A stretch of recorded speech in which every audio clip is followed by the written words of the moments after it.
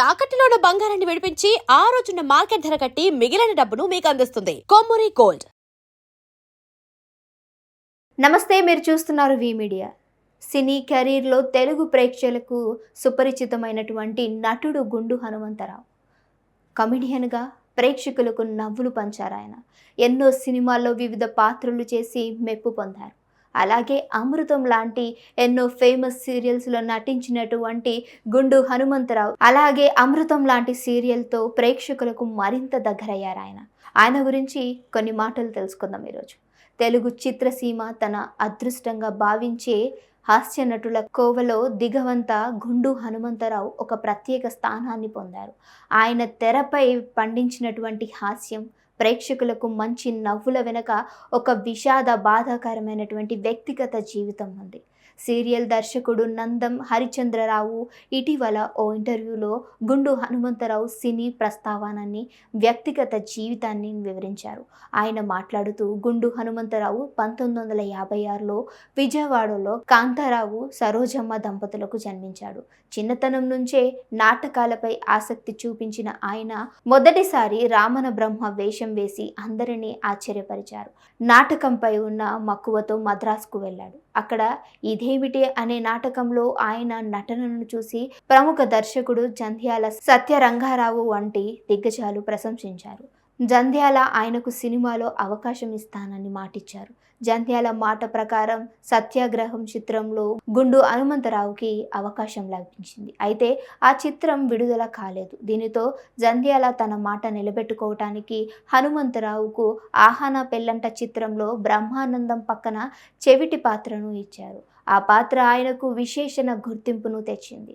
బ్రహ్మానందం నత్తితో మాట్లాడుతూ ఆయన చెవిటితనంతో వినపడకపోవటం ఆ సినిమా క్లైమాక్స్లో ఒక మరుపురాని హాస్యాన్ని పండించింది. ఆ తరువాత ఎస్వి కృష్ణారెడ్డి, ఈవీవి సత్యనారాయణ, రేలంగి నరసింహారావు వంటి ప్రముఖ దర్శకుల చిత్రాల్లో గుండు హనుమంతరావు అవకాశాలు లభించాయి. రాజేంద్ర ప్రసాద్తో ఆయన మూవీస్ కాంబినేషన్ హిట్ అయ్యాయి. మాయలోడు, రాజేంద్ర గజేంద్ర, పెళ్లికానికి ప్రేమలేఖ, ప్రియురాలికి శుభలేఖ, యమలీల వంటి అనేక చిత్రాలలో వీరిద్దరూ కలిసి నటించారు. నువ్వు లేక నేను లేను వంటి చిత్రాలలో బ్రహ్మానందంతో కలిసి దంపతులు పాత్రలు పోషించినటువంటి మరింత హాస్యాన్ని పండించారు. తన కెరీర్లో 500 నుంచి 600 చిత్రాల్లో నటించి తెలుగు చిత్రసీమలో అత్యంత బిజీ హాస్య నటులలో ఒకరిగా నిలిచారు. ఆయన సినిమా జీవితం ఎంత విజయవంతమైందో వ్యక్తిగత జీవితం అంత విషాదభరితంగా మారింది. ఝాన్సీ రాణి వివాహం చేసుకున్న గుండు హనుమంతరావుకు ఒక కొడుకు, ఒక కూతురు ఉన్నారు. 2008లో ఆయన కుమార్తె మెదడు వాపు వ్యాధితో కేవలం 10 నుంచి 12 ఏళ్ల వయసులో మరణించింది. ఈ విషాదం నుంచి కోలుకుంటుండగానే 2010లో ఆయన భార్య మరణించింది. ఈ వరుస నష్టాలతో ఆయన ఒంటరైపోయాడు. తన కుమారుడి భవిష్యత్తు కోసం అతడిని ఉన్నత విద్య నిమిత్తం అమెరికా పంపించాడు.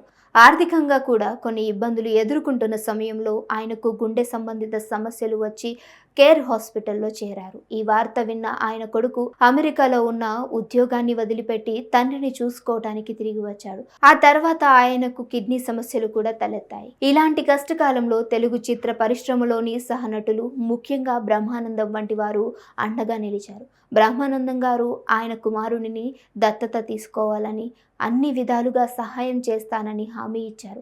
58 సంవత్సరాల వయసులోనే గుండు హనుమంతరావు మరణించారు. ఆయన తెరపై పంచిన నవ్వుల వెనక ఉన్న వ్యక్తిగత త్యాగాలు, కుటుంబ బాధ్యతలు, కుటుంబంలో జరిగినటువంటి నష్టాలు ఎంతో మందిని కలిచివేశాయి. ఈరోజు ఆయన లేకపోవటం అనేది చాలా మందిని బాధకు గురి చేస్తున్నటువంటి విషయం. ఎన్నో మూవీస్ తోటి మనందరిని నవ్వించినటువంటి గుండు హనుమంతరావు, ఎంతో మందిని ఆయన సినిమాలతో అలరించినటువంటి గుండు హనుమంతరావు యొక్క కెరీర్ ఈ విధంగా ముగియటం అనేది ఎంతో బాధకర విషయం అని తెలుపుకొని వచ్చారు.